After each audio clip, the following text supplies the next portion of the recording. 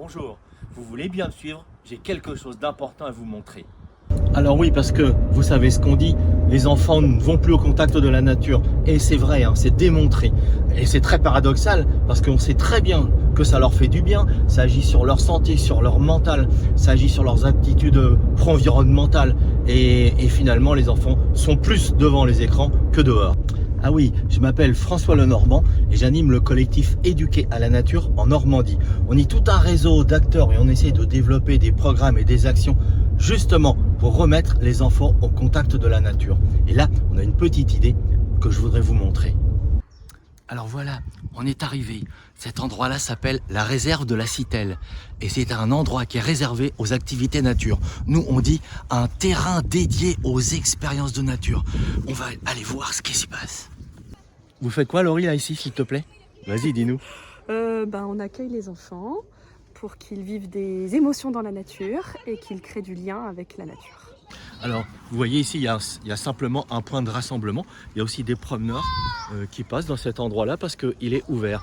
Alors, il n'y a pas que ça. Il n'y a pas que la Forest School qui vient là les mercredis après-midi. Il y a aussi le club CPN qui vient y mener des activités. Et c'est pas tout. Et là, je suis avec une maîtresse d'école, figurez-vous.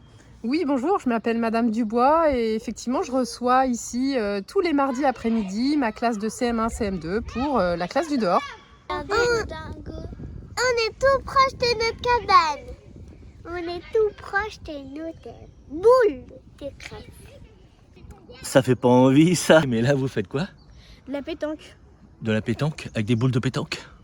Non, avec des boules de terre. Alors, c'est ça l'idée. Disposer de terrains qu'on met à la disposition d'acteurs qui vont emmener des groupes d'enfants pour leur faire vivre des expériences de nature.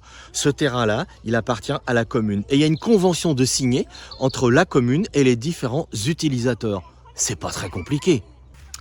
Et en plus, on a plein de cas où des collectivités ont des terrains qu'ils pourraient mettre à la disposition, mais ils savent pas exactement comment organiser la chose. C'est pas tout. On observe plein d'écoles qui cherchent des endroits pour pratiquer l'école du dehors, ou des centres de loisirs pour emmener les enfants dehors, ou des crèches, mais ils ne trouvent pas toujours un terrain adapté. Alors là, j'ai fait quelques kilomètres et je suis sur un terrain d'une communauté urbaine. Ce terrain, c'est comme un petit coin de forêt, mais pour l'instant, il est inutilisé. Il est hyper accessible et tout à fait sécurisé. À côté, l'école. Elle pourrait venir faire l'école du dehors ici.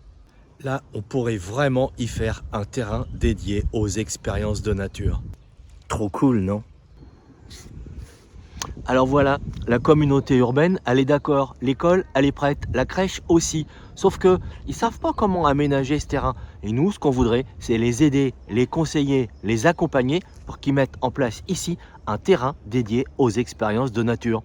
C'est quand même pas compliqué. Alors voilà, vous voyez, notre idée, elle n'est pas très compliquée. Et des terrains comme ça, on pourrait en développer partout en Normandie, vu le réseau qu'on a au collectif Éduquer à la nature. Seulement voilà, on n'a même pas un petit document promotionnel de l'idée. Et on n'a pas un cahier des charges véritablement établi. Et ce qu'il nous faudrait, c'est quelques cas pilotes qu'on puisse montrer en exemple. Alors voilà le travail qu'on a à faire.